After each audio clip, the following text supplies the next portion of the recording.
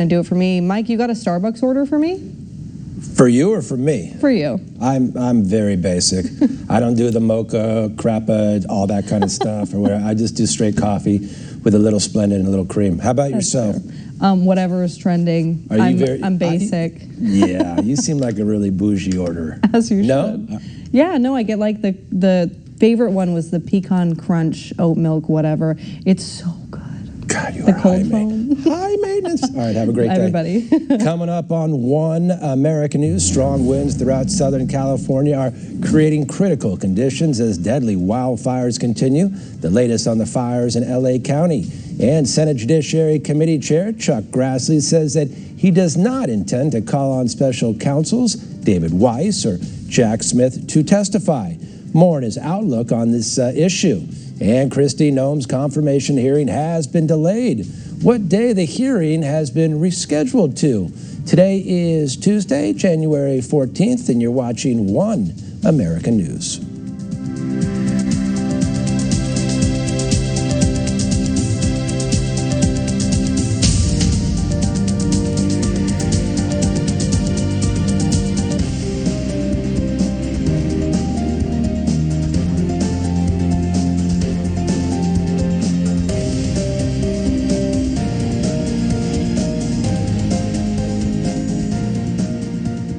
Very much for watching. I'm Mike Deneau. At least 24 people have been killed as those wildfires continue to rage across LA County.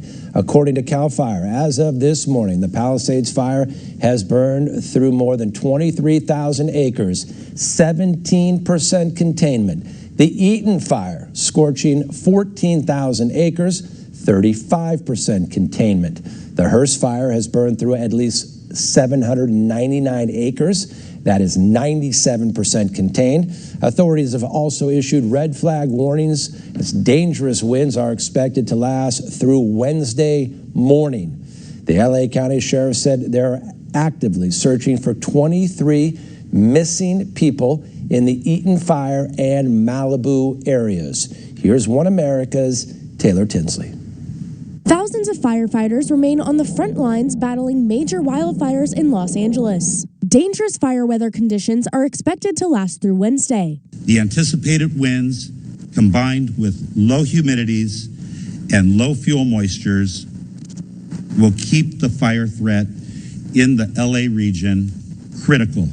Aircraft assisting with the fires have also been dropping thousands of gallons of pink flame retardant in the pressing effort to stop the fire from destroying more neighborhoods. While over 2,000 members of the California National Guard have been activated to assist with the fire, along with hundreds of firefighters from several states, some are coming from across the border.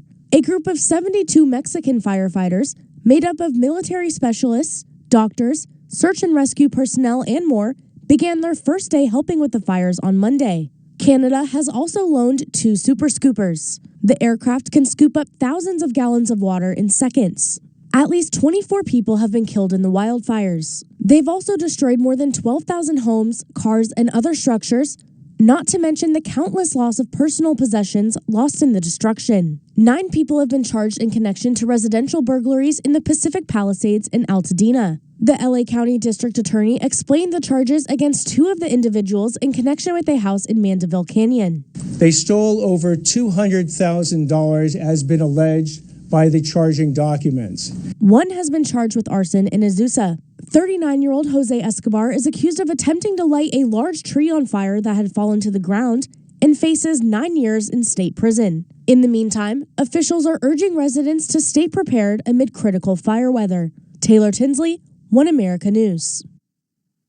And a Senate Judiciary Committee Chair, Chuck Grassley, does not plan calling on special counsels David Weiss or Jack Smith to testify. Grassley telling Political Tuesday he currently does not see a reason to bring either before the panel, but added that he could always call them in later. The Iowa senator's remarks come as his House counterpart, Jim Jordan, has indicated that he plans to seek testimony from Weiss, all part of his probe into Hunter Biden. Weiss's report on his investigation and subsequent case against Biden was released Monday, while part of Smith's final report was published early Tuesday.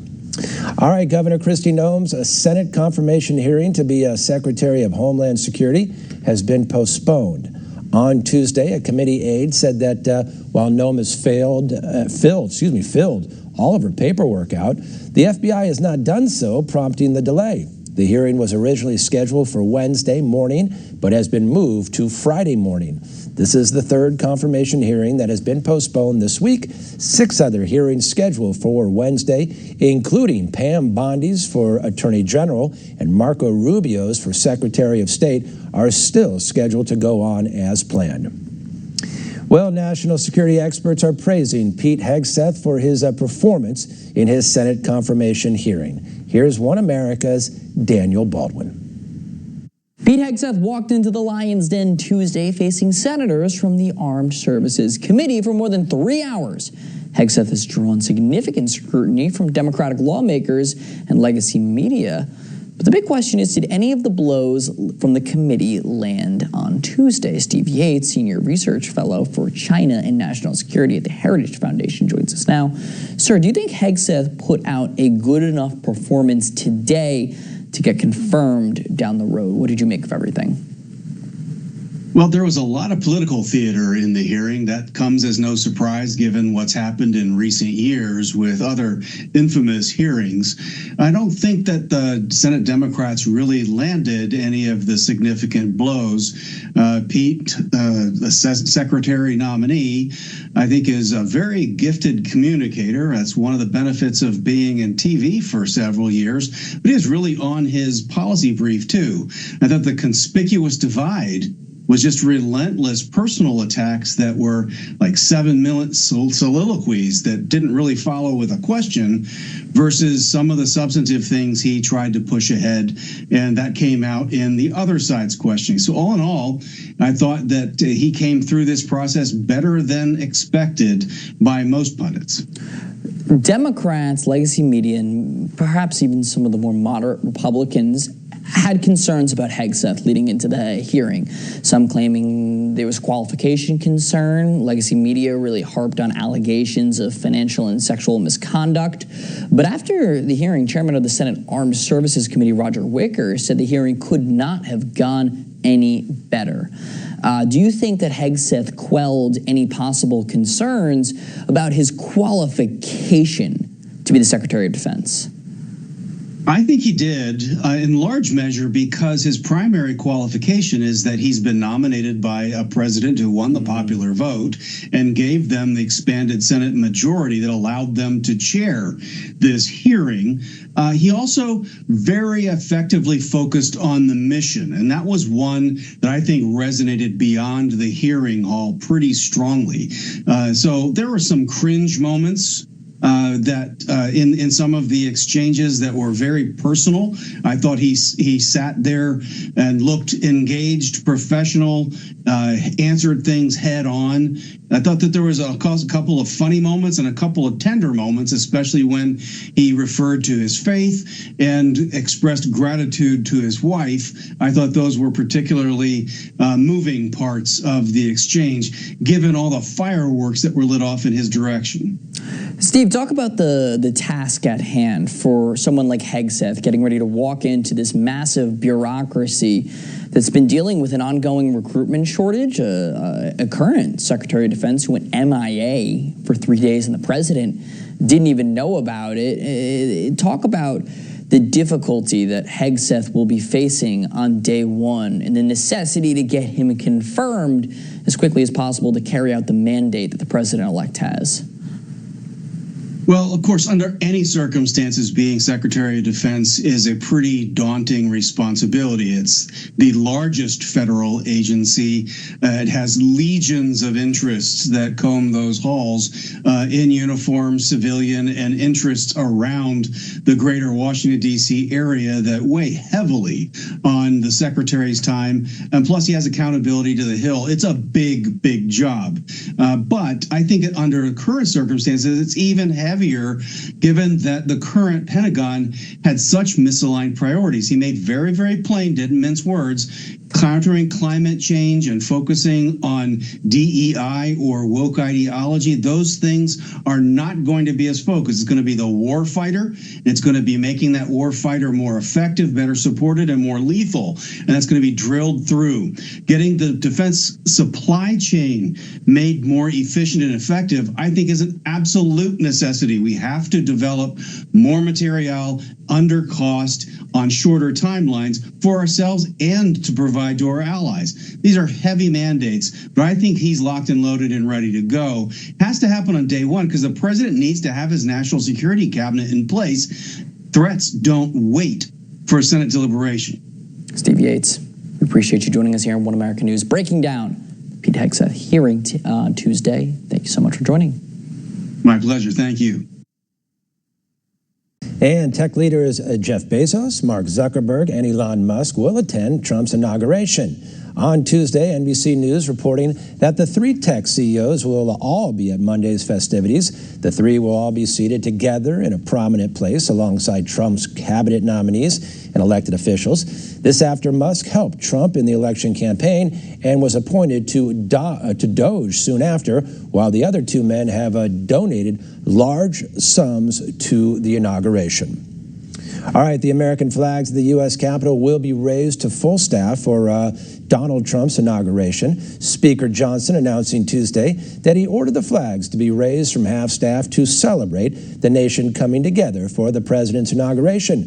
The flags have been ordered to half-staff for 30 days following the death of Jimmy Carter.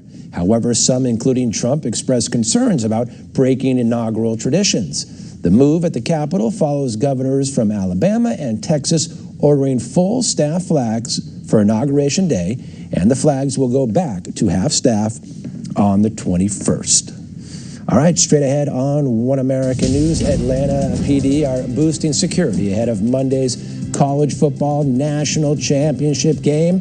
How officials plan to keep fans safe.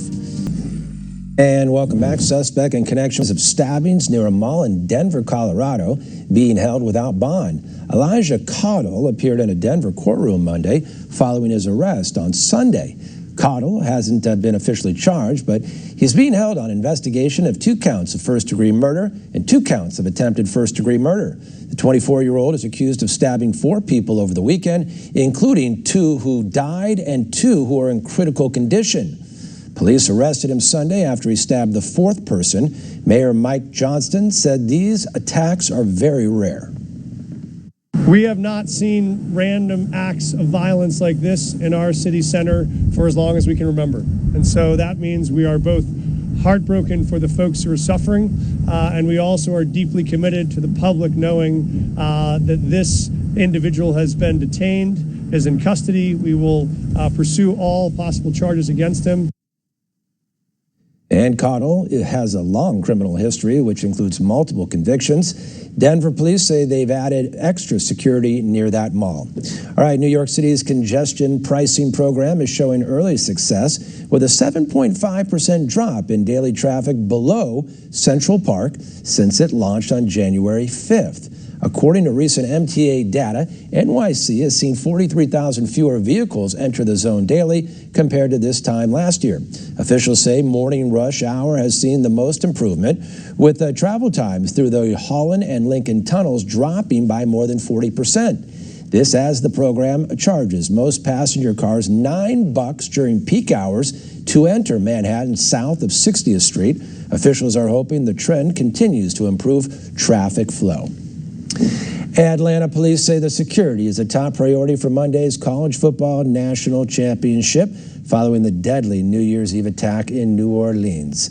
On Tuesday, officials say the city is focusing on preventing incidents like the Bourbon Street attack that left over a dozen dead and 30 injured. They warn against bringing prohibited items like coolers, noting their potential use to conceal explosives. Officials are also urging the public to report threats online following the discovery of social media posts linked to the New Orleans terror suspect. If you see a posting on social media of someone that is threatening harm, you have a duty, an obligation as a citizen to report that to law enforcement. So it's just not see something, say something around you when you're in downtown Atlanta. If you see something online there's someone saying they're going to harm this event or bring harm to our country, report that right away. Then the city says its security plans also cover the event scheduled for Martin Luther King Day. All right, the House of Reps passes a bill to make sure men can't harm women in sports. Here's One America's Nathaniel Manor. The House of Representatives is already making good on their promises to keep biological men out of women's sports. In a 218 to 206 vote on Tuesday, the Republican-controlled House passed about time they prevent men from taking away opportunities from female athletes. We know from Scripture and from nature that men are men and women are women, and men cannot become women. It's sad that we have to say that. It's a matter of biology. It's how we're made. And if we try to ignore that or to undo it, we do so at our peril and to the detriment of our daughters. Congressman Greg Steube reintroduced the bill to make sure women have an even playing field when it comes to athletics. I had a constituent, Emma Wyan, who was refused a title in a swimming Olympic competition because of a male athlete who used to compete in men's swimming and then decided he wanted to identify as a woman. The bill mandates that sex should be based on genetics at birth, not gender identity, to prevent men claiming to be women from competing with biological women. Additionally, the measure prevents any institution receiving federal funding from allowing biological men to compete with women in female sports. Stewie first introduced the legislation back in the 118th Congress, which passed the House along party lines. But Chuck Schumer and the Democrats let the bill die in the upper chamber. This time around, however, 2 Democrats in the House joined all Republicans to pass the bill. Riley Gaines then took the stage, saying it's absurd that women have to beg Congress to keep them safe from men on the court and in the locker room. She then debunked multiple Democrat myths about the bill. Let's just go through a couple of the things we heard on the House floor today from Democrats. We heard of things like genital exams. We heard that girls will be asked to show what's in their underwear. We heard that they have to show internal and external anatomy, inspections, Taliban-like enforcers, hire predators to peek at girls, on and on and on. Weird fear-mongering about predators. But that's what Democrats do best. If you don't know what they're up to, just look at what they're accusing the right of. Republicans claim that Democrats are playing politics with the safety and well-being of young women and girls. Meantime, Senator Ron Johnson has already introduced a version of the bill to the upper chamber. Nathaniel Manor, One America News. And Nebraska Governor Jim Phelan and Attorney General Mike Hilgers unveiled their plan to protect children from social media.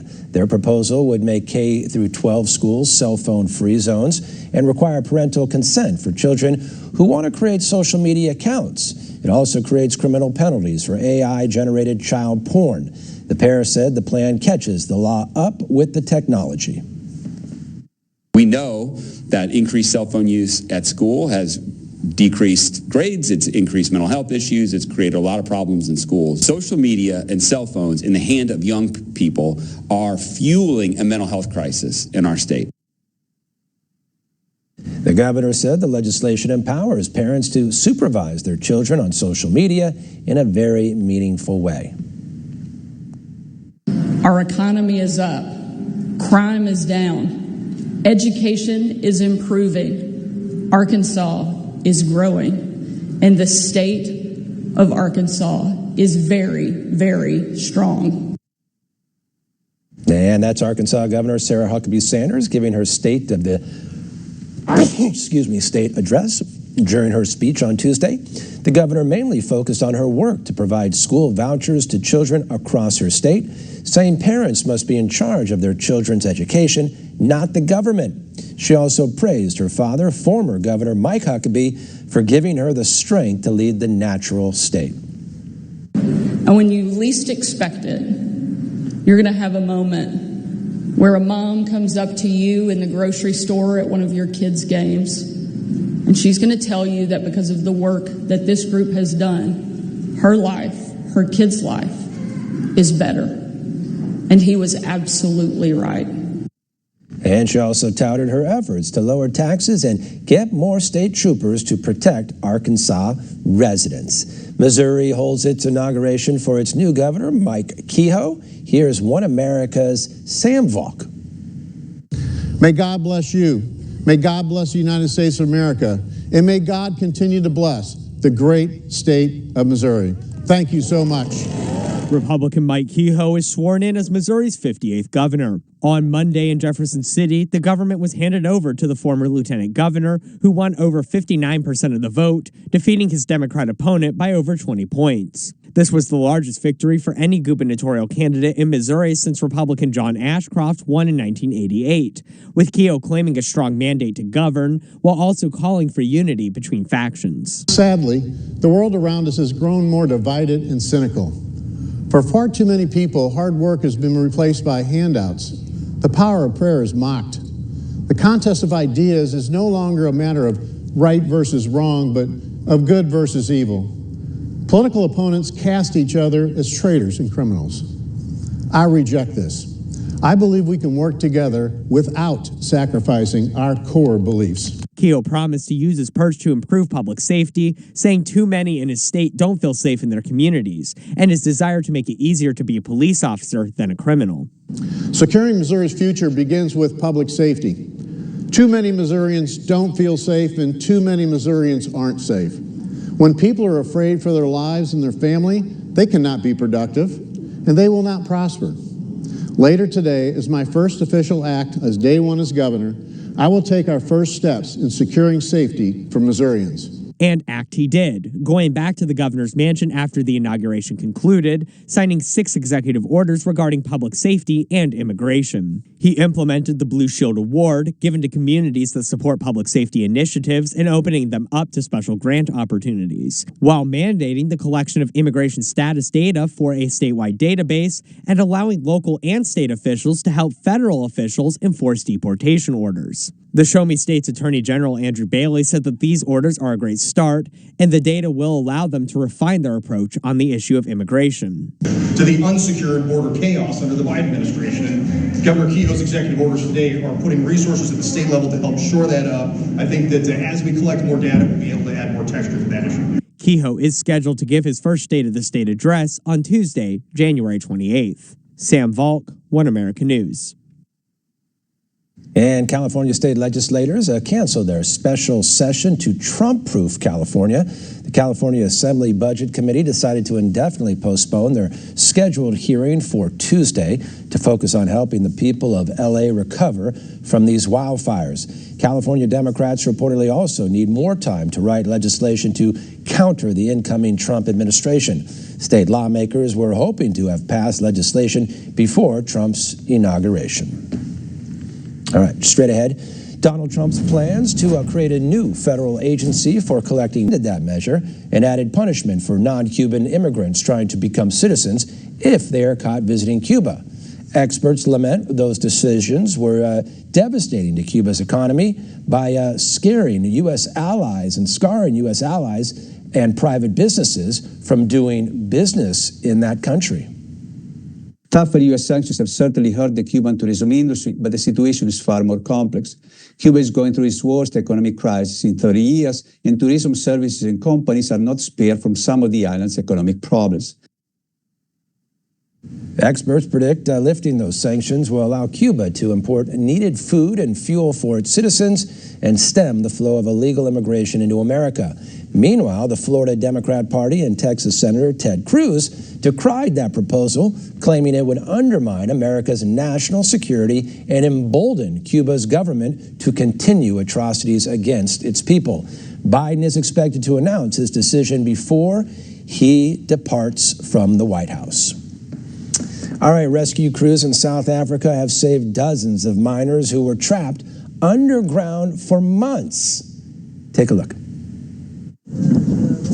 South African rescuers have hauled up dozens of miners and dead bodies from an abandoned gold mine. That was according to police on Tuesday, after 2 days of operations at the site in the town of Stilfontein. Police began laying siege to the mine in August as part of a crackdown on illegal mining.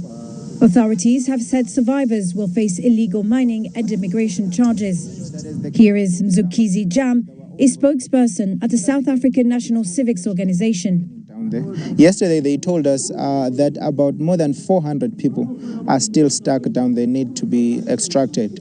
And they also told us that the number of dead bodies is actually more than 100. Police had previously cut off food and water supplies in an attempt to force the miners to the surface so they could be arrested.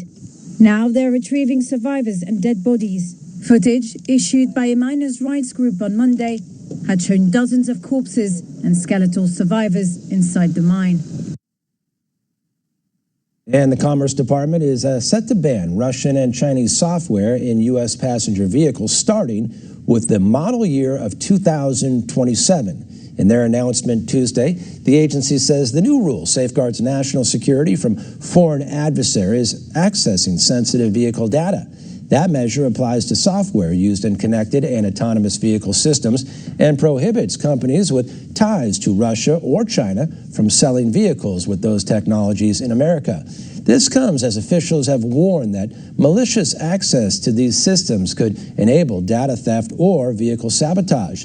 The agency says a similar rule for commercial vehicles will be addressed in the very near future.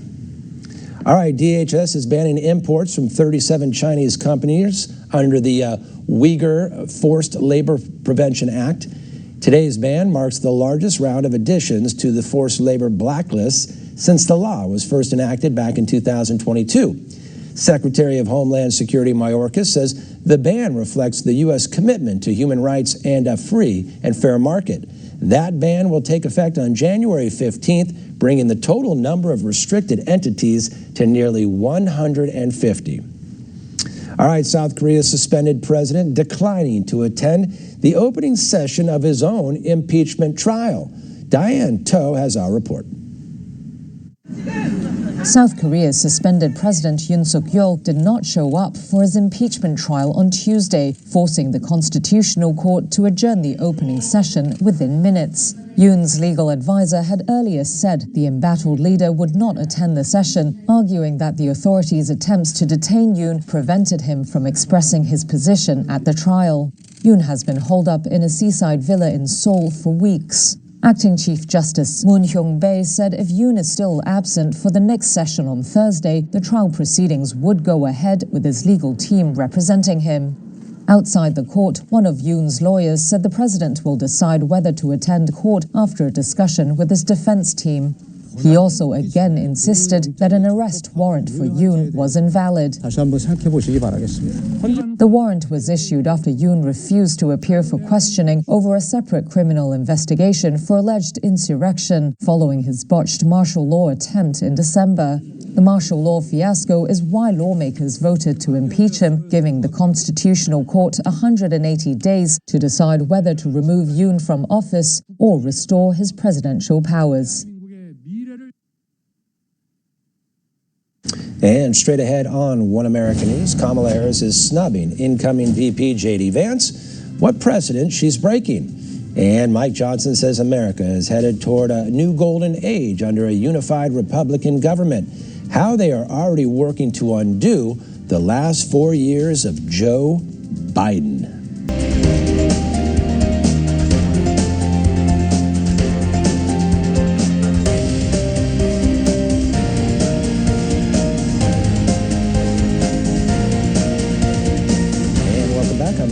Two organizations representing elected sheriffs urging the Senate to confirm Pam Bondi as Attorney General. The National Sheriff's Association, which represents over 3,000 elected sheriffs around the country, sent a letter to Senate Judiciary leaders Dick Durbin and Chuck Grassley promoting the Floridian on Monday. They said that Bondi will be a welcome change to federal law enforcement and actually work with states to enforce federal laws. The major county sheriffs of America also sent a letter saying Bondi will help them fight the opioid crisis. These endorsements come after Bondi received the backing of the Fraternal Order of Police Union. All right, the first confirmation hearing for a second Trump administration cabinet nominee is in the books as Pete Hegseth leads the charge. Take a look. Pete Hegseth is the first of President-elect Trump's cabinet members to take the hot seat on Capitol Hill. On Tuesday, members of the Senate Armed Services Committee grilled Hegseth on his qualifications and his intentions to lead the Department of Defense. He made it clear he's committed to rebuilding the military and establishing deterrence to achieve peace through strength, adding standards will be high and equal. As I've said to many of you in private meetings, when President Trump chose me for this position, the primary charge he gave me was to bring the warrior culture back to the Department of Defense. He, like me, wants a Pentagon laser-focused on lethality, meritocracy, warfighting, accountability, and readiness. Many of the Democrat senators pressed Hegseth on his stance on women in combat roles, suggesting his hesitation and commitment to high standards somehow makes him a misogynist. However, Senator Tom Cotton helped to clarify. I assume you served with women who were on the front lines as well, is that correct? Yes, sir.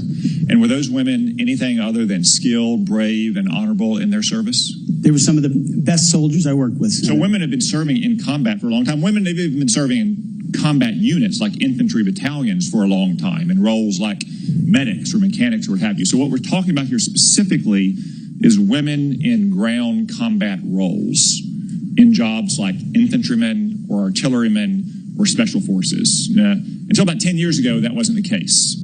And Senator Dan Sullivan also highlighted the military's unique ability to bring Americans who love their country together. One could argue that if not the least, one of the least racist institutions in our country is the United States military. Being a racist in our military has not been tolerated for a very long time. One of the greatest civil rights organizations in America. Would you agree the U.S. military is one of the most forward-leaning, probably one of the greatest civil rights organizations in American history? No doubt. The hearing showcased a lot of hypotheticals, many of which Senator Kevin Cramer dubbed embarrassing. And I'm sorry for what has been happening to you, particularly the very idea that you should have to sit there and answer hypothetical potential, in somebody's imagination, crimes that may take place at some point. And wouldn't that disqualify you if you were a murderer or if you were a rapist? Unfair. And I'm embarrassed for this behavior. For example, Senator Angus King asked Hegseth if he supported breaking from the Geneva Convention, engaging in torture of our enemies, and more. Hegseth defended his stance of making sure the fight is one our troops can win before sending them into harm's way. We have too many people here in air-conditioned offices that like to point fingers at the guys in dark and dangerous places, the gals in helicopters in enemy territory who are doing things that people in Washington, D.C. would never dare to do. Senator Rick Scott asked Hegseth what makes him strive for this role. His answer? Because I love my country, Senator, and I've dedicated my life to the warfighters.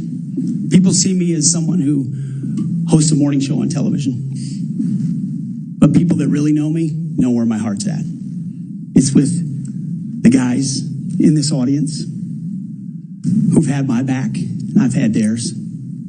We've been in some of the darkest and most difficult places you can ever be in. You come back a different person. And only by the grace of God am I here before you today. I'm doing this job for them. The committee has scheduled a vote on Hegseth's nomination for the afternoon of January 20th. Chloe Hawkswell, One America News. And former DNC fundraiser Lindy Lee announcing that she has not only left the Democrat Party, but is now actively fundraising for Donald Trump's inauguration. Speaking to the Daily Mail, the Democrat influencer said that her former party had become a cult, and her political friends on the left have all treated her like poo-poo since the November election. Following Kamala Harris's historic loss, Lee stayed with the Democrats but criticized how the party chose to spend its money, saying she felt lied to about Harris's chances. Instead of listening, Lee says her former associates turned hard against her, calling her names, while MAGA has been welcoming to her. Well, they called me a whore. They called me the C word. They asked for me to be deported. And you can just search for my name in those terms on X and you'll see a bunch of them. So, all these so-called Democrats, the party of inclusion, the party of diversity, masks off. During the election campaign, Lee harshly criticized President-elect Trump. However, she has since raised hundreds of thousands of dollars for her transition and inauguration. Kamala Harris refusing to invite VP-elect J.D. Vance and his wife, USHA for a tour of the Naval Observatory residence. The snubbing was first reported Tuesday, just 6 days ahead of Inauguration Day. Harris has not invited the couple for a tour, meaning January 20th will be the first time the incoming VP will ever see his new home for the next 4 years. Former acting DNI Rick Grinnell slamming the media for holding Harris to a lower standard than they do for Republicans. All right, top officials in D.C. laying out security plans for the highly anticipated inauguration of Donald Trump. Here's One America's Bailey Broadwater.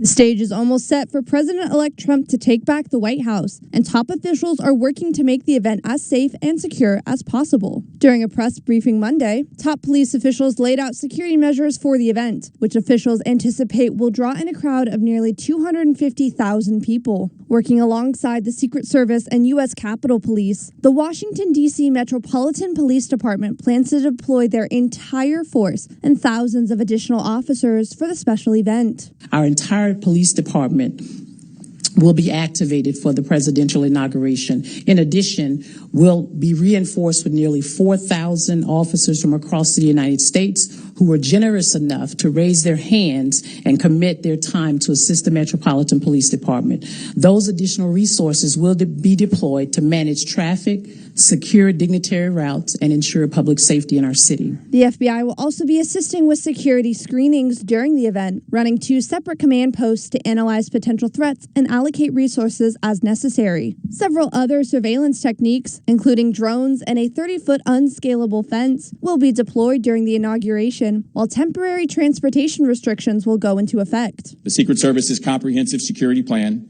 will continue to use drones as part of our protective posture. Do not be alarmed if you see these assets during the inauguration or in training in the days ahead. The Federal Aviation Administration will announce temporary flight restrictions in and around Washington, D.C. The U.S. Coast Guard will communicate any maritime restrictions, which will also be linked to the inauguration website. As for attendees, all attendees will undergo screening to enter the event, and designated checkpoints will be set up for members of the public without tickets interested in attending. So far, no credible threats have been perceived ahead of the inauguration, but officials say they expect large-scale protests and threats from lone actors. While officials are confident all attendees, both high-profile and civilian, will be protected, they encourage the public, if they see something, say something. Bailey Broadwater, One America News. And Donald Trump tearing into NBC late-night show host Seth Meyers for alleged donations to the Democrat Party. In a Truth Social post on Tuesday morning, the president-elect said, quote, got stuck watching marble-mouthed Seth Meyers for the first time in months. He said Meyers is untalented and just a slot filler for the, quote, scum that runs Comcast. The president-elect called for Comcast to pay a lot of money for the donations to the Democrat Party, saying the shows are not entertainment, but just political hit jobs against Republicans. We are less than a week away now, President Donald J. Trump taking the oath of office, and everyone is excited about that inauguration ceremony and all the events that go along with it. There's a lot going on, and we are continuing the work already. Speaker Johnson saying House Republicans are hard at work to pass President Trump's MAGA agenda. During a press conference, he praised House Republicans for passing the Lake and Riley Act and the illegitimate Court Countering Act.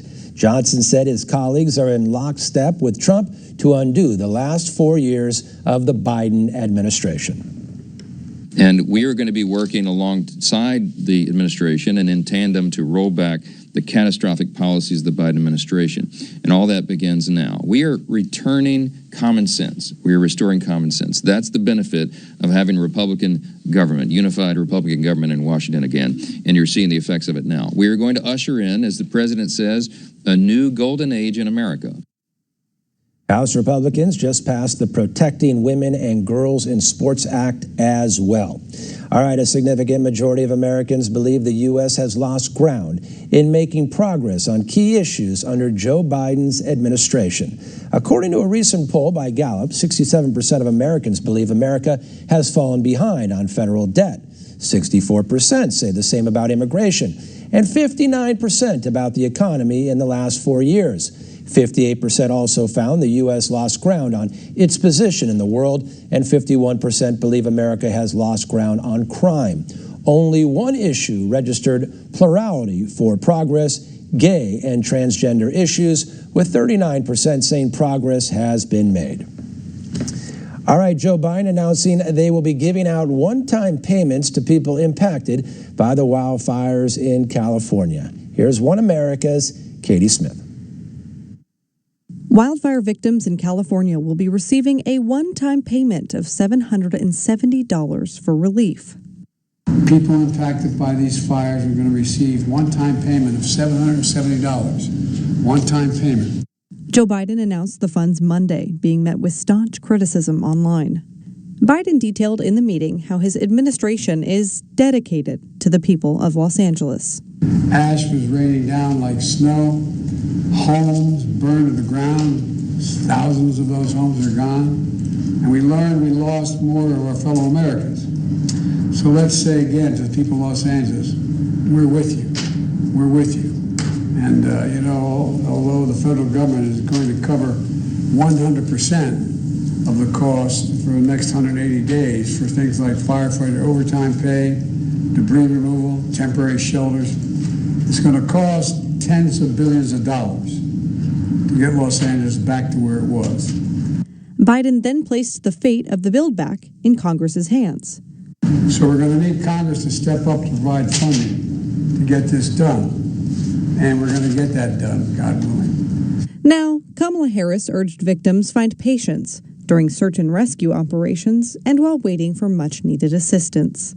It's critically important that to the extent you can find anything that gives you an ability to be patient in this extremely dangerous and unprecedented crisis, that you do. But I'd echo what the president said. We have seen acts of courage, heroism, building of community, people looking out for strangers, and we applaud and are in awe of the generosity of spirit that we are seeing throughout the region. The one-time payment appears to be consistent to other disaster relief plans from the Biden administration, with hurricane disaster one-time payment for immediate relief sitting at $750, and the Maui wildfire receiving a mere $700 one-time payment. Katie Smith, One America News. And straight ahead on One America News, Capital One is being sued for allegedly cheating customers out of billions in interest rates, how consumers are being affected. Plus, Las Vegas is trying to show another side of Al Capone, what a new exhibit aims to teach the public about the legendary gangster when we come back.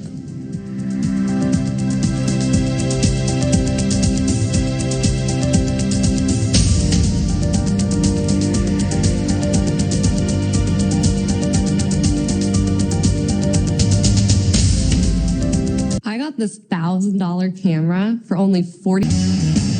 Every weeknight on the Matt Gaetz Show. And welcome back. MSNBC President Rashida Jones announces that she is stepping down from her post. She informed senior leadership of her decision on Tuesday, saying she came to the decision over the holidays and is confident the outlet is well positioned for the future. The network has notably seen a decline in viewers since the 24 election and is expected to be spun off by its parent company, Comcast. Jones will reportedly stay on as an advisor for the company until March, as senior VP Rebecca Cutler will become interim president. All right, J.P. Morgan Chase executive Jennifer Pipzak is stepping out of the running to succeed CEO Jamie Dimon to accept the role of a chief operating officer. Her decision on Tuesday replaces longtime exec Daniel Pinto, who will retire in 2026 after relinquishing his role as COO next June. A bank spokesperson said that she prefers a senior operating role and does not want to be considered for the CEO position at this time. The move makes way for several other contenders vying for Dimon's job, including Mary Ann Lake and Troy Rohrbaugh and Mary Erdoes. All right, oil and gas giant BP facing weaker fourth quarter results and a delayed investor day. Francis McGuire has our report. BP warned investors weaker fourth quarter results could be on the way. The energy major sees a lower oil and gas production, refining margins and trading. It said the drop in refining margins and impact of turnaround and maintenance activity could lead to an up to $300 million drop in profit quarter on quarter. The news sent BP shares down almost 3% Tuesday. Janet Moy is head of market analysis at RBC Brewin Dolphin. She believes analysts want to see a new plan from BP. Investors are just waiting to hear more. So unless there is a very credible, profitable plan that is not going to put other issues like share buybacks at risk, I think we just have to wait and see. They may have to wait, though. BP delayed its much-anticipated Investor Day due to a medical procedure for CEO Murray Auchincloss. The British firm said he will be back in the office in February after undergoing a planned procedure and is recovering well. The Capital Markets Day was due to take place on February 11th in New York, but will now be later in the month in London. Auchincloss has struggled to steady the company while facing investor concerns over strategy. He's expected to unveil his strategy for the company at the Capital Markets event. The firm has sharply slowed investments in renewables and low-carbon energy since he replaced previous boss Bernard Looney. Auchincloss has focused instead on higher return oil and gas projects since taking office in January last year. BP will still publish its fourth quarter and full year results as planned on February 11th. And the FTC says 3 major pharmacy benefit managers marked up drug prices by billions of dollars over 5 years. That report, released Tuesday, says from 2017 to 2022, CVS, Caremark, Express Scripts, and Optum allegedly earned over $7 billion in excess revenue at their pharmacies. That report reveals markups of medications for conditions like cancer, heart disease, and HIV. The agency is also suing the companies for allegedly steering diabetes patients toward costlier insulin to obtain rebates.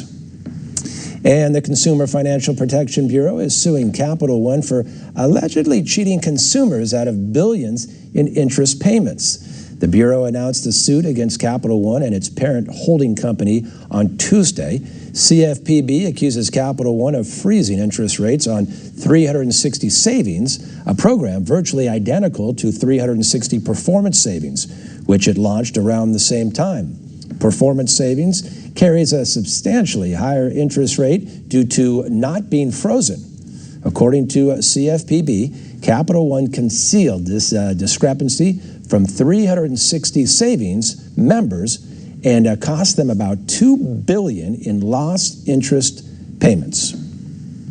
Pharmaceutical company Eli Lilly updating their 2024 fourth quarter sales forecast. Take a look.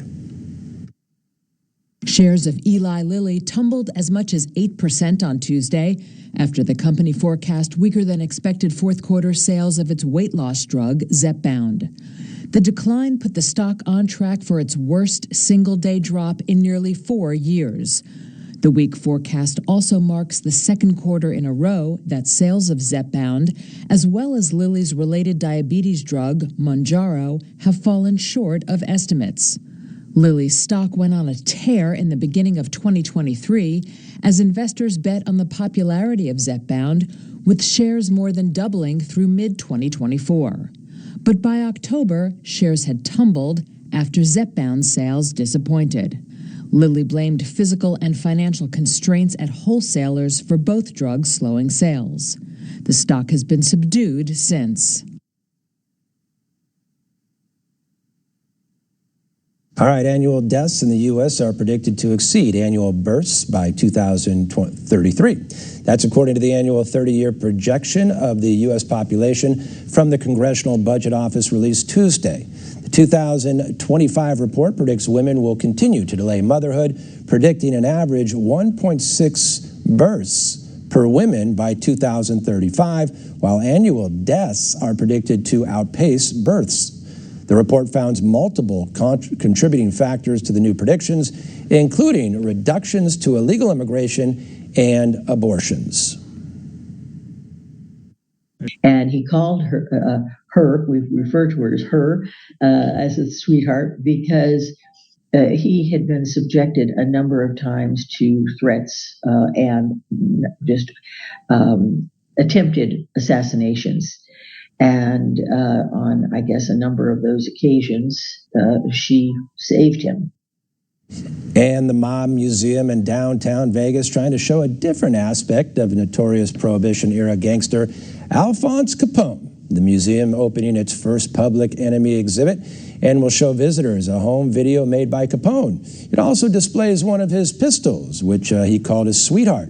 His family says while Alphonse Capone's ruthless and violent nature are well known to the public, they assert he was a loving and loyal family man. But the museum does not want to whitewash his darker side.